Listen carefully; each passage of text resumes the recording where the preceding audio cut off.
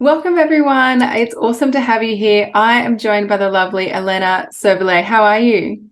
Hi, Amy. I'm fine. Very good here on a Monday morning in France. Yeah, Cold lovely to Monday have you. morning. That's it. We're in real opposite sides of the world right now, and opposite time zones is usually the way that things roll these days. Yes, exactly. I'm very happy to be here. I'm really excited to learn more about, your business journey and where things are at for you. And just to give people a little bit of context as to who you are and what you do. I know you've recently just had a birthday that you've celebrated, so happy birthday before we get into the official part of this. But also, I'd just love to share the work that you're doing around working with entrepreneurs and leaders, particularly leaders, in their 40s that are looking to really start to scale their businesses. And, I know through the work we've done together and conversations that you're very, very passionate about how business owners and leaders and entrepreneurs can really leverage their professional relationships to be able to have greater opportunities in their businesses as well. And I also know that you have a very unique skill set of mixing martial arts and what you've learned through your work in martial arts and also in business as well. So I think that brings such a unique skill set to the table for a lot of people that you work with. So it's awesome to have you here. Thank you so much. Thank you so much. Such a nice introduction. I have to note that down for myself. You're welcome. I'll send you the cliff notes. Exactly. That's great. Exactly.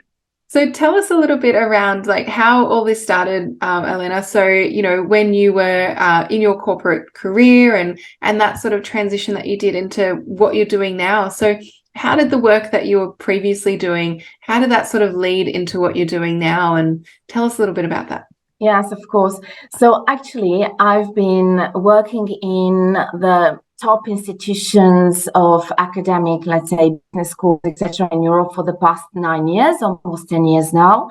And since the beginning of that part of my career, I've been working in building business relations for those institutions linked to leadership, careers, etc., etc.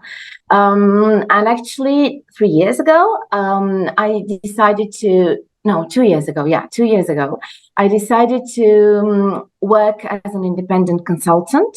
So that was the first big change from corporate level, where you're a manager, you have a team, you have your boss, your objective, you're in a very, let's say, stable and fixed frame, into already being a little bit more independent in the work that I did. So I started my work as a consultant, and then I had this, let's say, extra passion of mine, which is martial arts, that I've been teaching for a couple of years now. I've been practicing for more than 12 years. And I had this side project of how can I link leadership and martial arts together. I could see a lot of parallels, but I needed to find a vehicle to share that with the world, right? So this is how my coaching journey started. My journey as an executive coach started. And then bit by bit, I'm now building this coaching journey into a professional side business.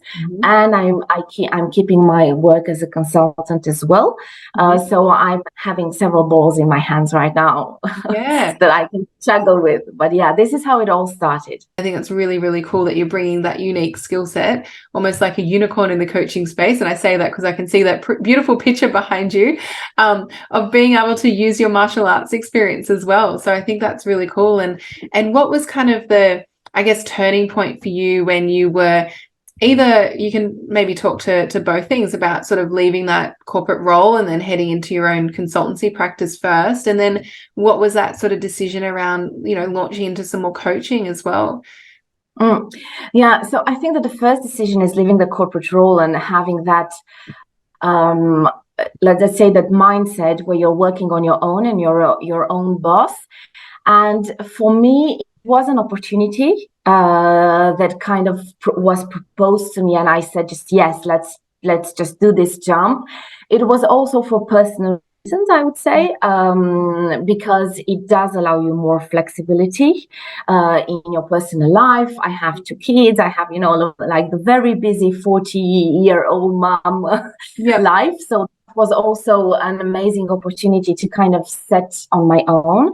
And then the coaching came because I really, let's say, in my coaching practice, I really have two types of things I focus on. And the first one I started with was really like embodied leadership. How do you as a leader embody the attitude and align your mind and your behavior and the way you stand out in front of others? And I had this idea and I didn't know how to put it into action. And this is where I thought, okay, coaching might be a good skill set that would help me get that idea alive. So this is how I first started to train as a coach and to get the skills that were needed. And then I created my own workshops and starting to deliver them, and then started also the individual coaching practice, and kind of the journey started little by little. It wasn't like one big decision, now I'm putting everything on hold and I'm changing everything. It was more like incremental change for me. Which is great, right? Because it means that, it's kind of sustainable for you with your life. And like you mentioned, you've got, kids and everything else that you have to juggle. And so, it's really nice to have that sort of sustainable growth in the business as well, where you can just build from, one client to two clients to then, take on the work that you want to be doing. Yes, exactly. It is important because I can see so many people who want to do everything. And I'm supposing we're going to discuss this because everyone who sets up a business goes through the same process where you have this feeling of you need to do everything. And actually, if you do that, you can also burn out, right? So it's a little bit about putting just one foot in front of another. Yeah. And what did you find, overwhelming at the start, because I speak to so many people in the space, and I'm sure you've gone through it yourself too, where you mentioned there's so much to do. So how did you kind of decipher for yourself, where were the areas to focus on? What were some of the areas that you felt you needed some help and support with? Or, talk to us a little bit about that and your experience in kind of the beginning phases of the business. Yeah, so actually it really started for me, I would say about 6 months ago, when I finished my coaching credentials. And that's the secure space because you're just there to learn, right? Yeah. And to experiment a little bit, but it still feels quite safe. Yeah. And then you have coaching credentials, and now what? And you have all these ideas, oh, I have to do this and I have to do this, and marketing and LinkedIn and create content, and it goes into like a massive ball of wool that you don't know where to start with. Yeah. And I think that the most overwhelming is that, and it's exactly what we discussed, right? This is also when we started to work together. You do need a process, and you need to focus on the right business, on the right step at the right moment of your business, right? And probably this is where the overwhelm comes from, and having like a more set process with different steps, it helps you pause and say, okay, what am I doing now? What am I focusing on now? And yeah, for me, it was this idea that I had to create a coaching business from scratch in 1 month, and that it had to work in 1 month. And that's just not possible. You need time. Yeah, that's great. So for you, it was sort of breaking down the big ball of wool and sort of pulling out the strings of what was most important at that time, and just focusing on that, and sort of shutting out the noise, I imagine, from other things as well. Yeah, exactly that. Yeah. And how did you feel with like some other people around you at the time when you were heading out into the world and you were saying, hey, I'm going to start my own coaching or consulting business? Like, what was the reaction that you got from either your, ex-colleagues or just people in your network around you? Do you remember what people were sort of saying at the time? Yeah, I think what it's really interesting is that they kind of get the coaching probably more or less, because there are different realities even behind the word coaching, right? Yeah. But then when you start saying, I'm going to work online, I'm going to build this business mainly online with some presential, people get completely lost. And then you feel for me, it wasn't like everybody gave me advice. It was more like I was alone and people were saying, oh, that's great. And then I had to figure it out by myself. Yeah. I probably shut the advice thing, like, just no, don't tell me your advice.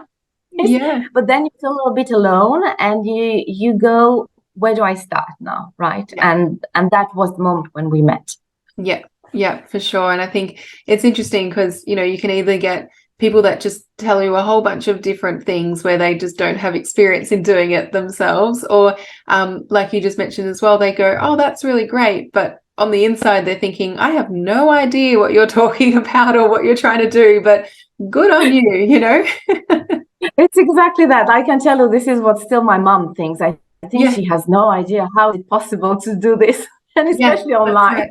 That's right. Yeah, it's really interesting, and I think it's just testament to the opportunities that we have out there in the world now. You've got so many different things that you can actually create once you know the steps and what's possible, which I think is really cool. Now that you've kind of got through that overwhelming stage, so I'd love to hear a little bit more around the work that you're really enjoying right now.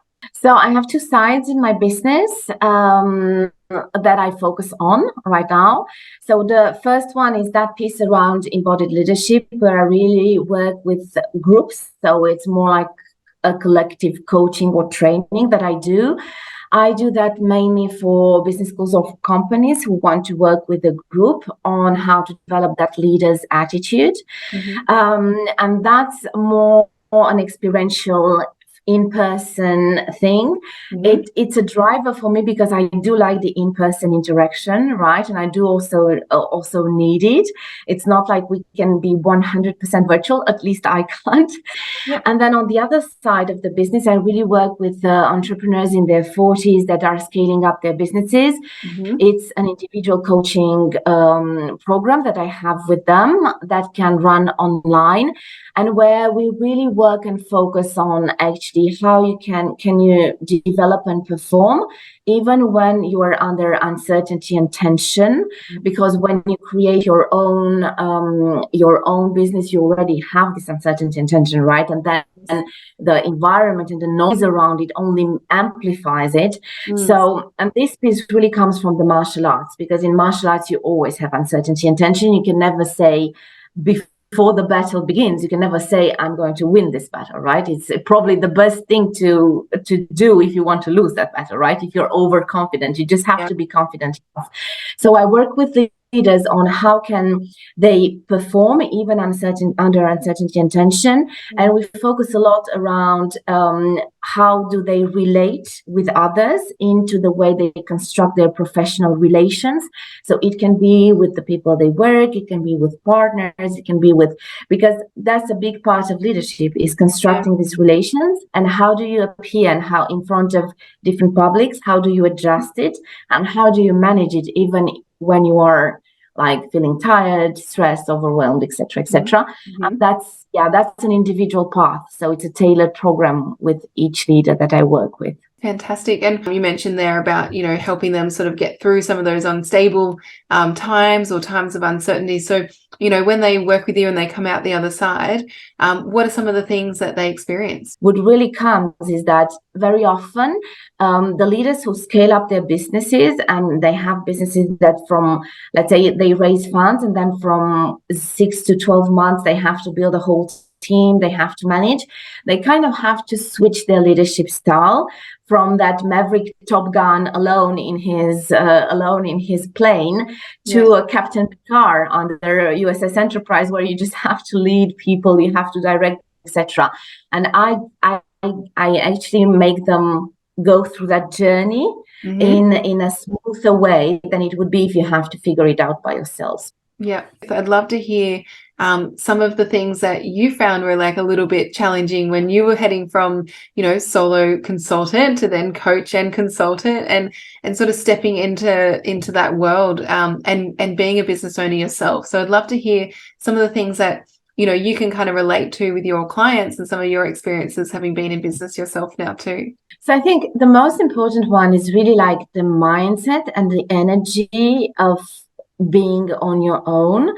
It's not like it's going to be when the first time you think, oh, I'm going to work on myself and I'm going to do this and that, is just great, right? Because you have just that part of, I want to share this with the world, I want to share my skill set with the world, and I want to make an impact and so on. But then on the daily basis, you have ups and downs, and it's not that easy to be focused every day. It's not that easy to actually be to succeed every day, you also have a lot of failures. People don't often speak about those, but actually the most things that I've learned in setting up my business was also the things that I've done wrong, or I've done at the wrong moment, or with the wrong energy, etc., etc. And I think that that's the first thing. And then the other thing is, you really have to see this as a marathon. It's not a sprint. You do have some moments when you need to accelerate, but that if you're not able to see it as a marathon on the long term, it can't be sustainable. So these were some of my, let's say, challenges and things where it really triggered me. And then, of course, the last thing is, you really get out of your comfort zone when you do that. Even when you work as an independent consultant, you still work, let's say, with companies that are quite established. So it's not the same thing as when you're really standing out alone in front of the world and saying, "Hey, I'm Alina, this is what I do, and I can tell you it's going to be great," right? You have to build that, because there's so many things you don't know how to do, like LinkedIn and marketing and social media and all of that stuff. Yeah, absolutely. Well, I know that's some areas that we sort of really dived into when we were working together. So can you share a little bit around, some of those hurdles that you had, and maybe some of the things that made the biggest impact for you? Yeah, so I think the first thing when we started to work together was that process of doing the right things at the right time and focusing on the right things, and not focusing on the Himalayas when you just have a hill in front of you, right? I love metaphors. But so that was the first thing, because it does give you a process. So that's the first thing. Then the second thing is, you're not alone anymore, right? You're with the tribe. You also have the cause, you have an accountability time, and so on. So it helps you, especially, that's a personal feeling. But as you know, I had some personal problems while I was in that program. And actually being into the program probably also made that I didn't give up. Because when you're launching your business, if you have a personal hardship, it might just be, I'm going to pause this, and then you never go back, right? And for me, the process never stopped. It might have slowed down, but it didn't stop, because I was in the tribe, I was into the process, I was into the program, and that kind of helps you a lot. And then the other things, like very operational, where it really had an impact, was of course on my LinkedIn, everything, LinkedIn activity, everything I do around it. I can share a little bit more on that if you want. And also on my positioning as a speaker, going out to the world, speaking to conferences, doing things that I would have never thought possible before, right? Like 6 months ago, I wouldn't have thought about that. And you have hardship, and then if you know how to analyze it and to make it an energizing thing, then it can make you actually have a leap. This is what I mean. Yeah, I think you make a really important point there as well, in that, our life is always going to happen. We're always going to have ups and downs in our life outside of business. And so, if you're serious about building your business, then there's never a right time to start, or there's never a perfect window of opportunity that you have to really launch something and sustain something in the long term, because you're always going to have distractions. You're always going to have interruptions. You're always going to have things unexpected that pop up along the way. And I think it's really important, like you said, to have the right people around you during those times, so that you're not left alone, and you're not, feeling like, well, the only option is for me to pause or to give up, because that's definitely not going to progress your business, Exactly. And you don't burn out your family and friends with those problems, right? Because they're not there. They're there for you, but then they're not there for that. When you are in business, you are still on your own, and you're the only one who's accountable for what's happening, right? In the end. Exactly. So you mentioned a few things like around sort of LinkedIn and diving in. And I know when we first started speaking, you were saying, this is weird. I don't know about this whole LinkedIn thing. I don't know about putting myself out there as a speaker.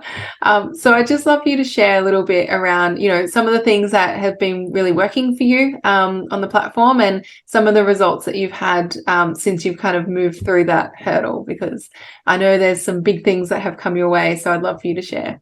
Yeah. So first of all, when we started speaking, and I knew that in some way everybody knows that going on social media is the thing you kind of need to do now if you want to set up a business, Yeah. because it has become something that you just can't miss, right? Mm. But then there's knowing it and doing it, and going from that, oh yes, I can do it, to the how do I do this Yeah. in a way that is also feels like authentic and it feels Mm-hmm. like me. Mm-hmm. And for me, LinkedIn was a great jump because, and I'm still going very slowly. I don't have I'm not going. I didn't do like massive things. However, I did take a look at my profile this morning, and I really laughed because I looked at my profile in March last year, 1 year ago, and it Mm-hmm. was like a flat thing, like I had 10 views per day, nothing happened. And then I saw September when we started working together, and you go like these COVID waves, like Mm-hmm. because the activity starts to grow. And actually, in 1 year, I went from zero Mm-hmm. to I had in total 36K Yeah. impressions of my post. So for me, Yeah. that just is unbelievable, and it comes with all the strategies that you teach on the content, on how you build it, on how often you post, and then you kind of find your own way through that, right? But it really gives you the methodology to build that in a sustainable way. Yeah. So yeah, that's the thing on LinkedIn, and I'm just, now I'm thinking, okay, how can I really make this now grow even more, right? Yeah. Because Yeah. in the You've beginning, got the I really momentum now. wasn't sure. I really Yeah. wasn't sure when you said, yeah, you have to go LinkedIn. I was like, yeah, are you sure? How do we do this? Yeah. So that's the first thing. And then the second thing was the public speaking. Once again, you have to go out there. You have to be able to present the message that you want to share with the world in your own name.